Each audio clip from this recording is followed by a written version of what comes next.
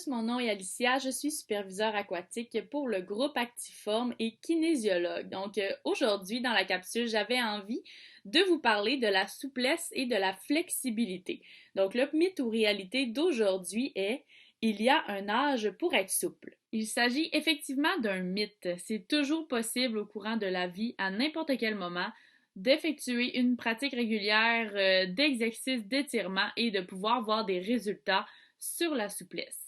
C'est certain qu'il ne faut pas se comparer nécessairement à nos années où on était plus actif, plus sportif et plus jeune.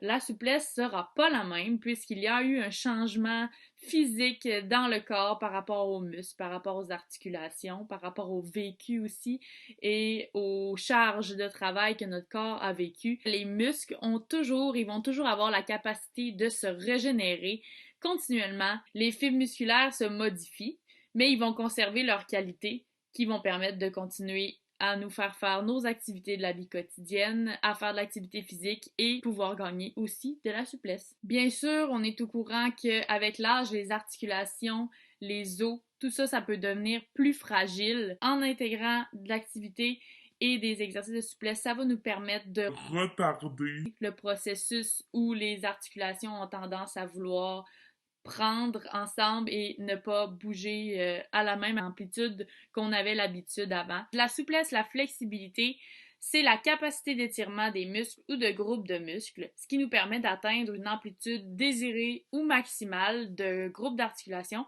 ou d'une articulation en particulier. La flexibilité est souvent confondue avec la mobilité. C'est important de faire la distinction car la mobilité, c'est la capacité de l'articulation à bouger dans les axes et les angles fonctionnels. Des articulations qui sont très mobiles, on en a plusieurs, l'épaule, le coude, la hanche, le poignet, le genou, la cheville, j'en oublie sûrement. Il y a aussi des articulations qui sont semi-mobiles. Par exemple, les vertèbres vont pas aller dans tous les axes et ils ne seront pas mobiles comme les articulations du coude, par exemple, ou de l'épaule. Les articulations fixes, on en a quelques-unes dans le corps. Celles-là sont vraiment faites pour ne pas bouger ou bouger le moins possible. Donc, par exemple, l'articulation sacro-iliaque, donc entre le sacrum et l'os du bassin. Une fois que la distinction a été bien faite entre ces deux termes, on peut maintenant ajouter le concept de stabilité. C'est vraiment la capacité d'une articulation à conserver sa position malgré les charges externes qui sont exercées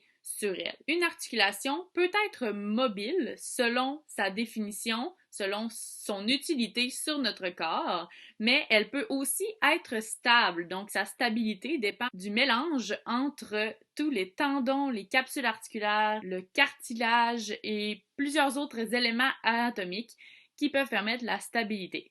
À tout ça, on n'oublie pas d'ajouter les muscles qui sont le principal facteur qui permet d'améliorer la stabilité de plusieurs articulations qui pourraient être justement plus mobiles. Une articulation peut être très mobile autant que très instable, mais peut être aussi quand même mobile, mais plus stable. En prenant le fameux exemple de se pencher au sol, donc essayer d'aller toucher au sol en gardant ses jambes tendues, c'est possible de croire que c'est seulement notre flexibilité qui ne nous permet pas d'aller au sol. Il y a tellement d'articulations qui sont en jeu que ça peut être un manque de mobilité de l'articulation de la hanche, mais aussi du dos. Ça peut être aussi un manque de flexibilité des muscles du dos, de la hanche et de l'ischio-jambier. N'oubliez pas que les étirements ne vont pas nécessairement éliminer toutes les douleurs. C'est important d'être à l'écoute et d'aller consulter si jamais ces douleurs persistent. Donc, pour ce qui est des éléments importants à retenir de cette capsule, sachez que lorsqu'on effectue un mouvement, ce n'est pas nécessairement la faute de la flexibilité, mais ça peut aussi être un manque de mobilité des articulations qui n'est parfois pas influençable par les étirements. Sinon, c'est important de savoir que pour améliorer la flexibilité, on doit avoir une pratique régulière à raison d'environ 3 fois par semaine, des séances de 15 à 20 minutes,